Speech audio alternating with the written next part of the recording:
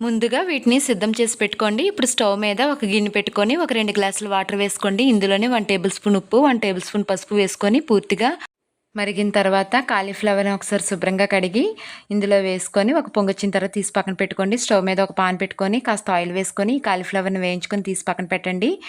అదే ఆయిల్‌లోని ఒక table spoon ధనియాలు, కాస్త ఎండుమిరపకాయలు, వెల్లుల్లి, కరివేపాకు, చిన్న చింతపండు వేసి పూర్తిగా వేయించుకొని తీసి పక్కన పెట్టుకోండి. తర్వాత ఒక 3 టమాటా పళ్ళను వేసుకొని ఒక టేబుల్ స్పూన్ ఉప్పు వేసుకొని కాస్త కొత్తిమీరని వేసుకొని పూర్తిగా వేయించుకొని తీసి పక్కన పెట్టండి.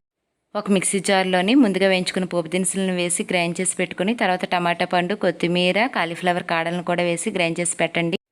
పాన్లోని కాస్త ఆయిల్ వేసుకొని పోపు దినుసులు వేసుకొని ఉల్లిపాయలు, కరివేపాకు వేసుకొని కాస్త రంగు మారిన తర్వాత ఇందాక మనం గ్రైండ్ చేసి పెట్టుకున్న దాన్ని వేసుకొని కాలీఫ్లవర్ ముక్కల్ని వేసుకొని కాస్త కొత్తిమీర చల్లుకుంటే రోటి పచ్చడి రెడీ.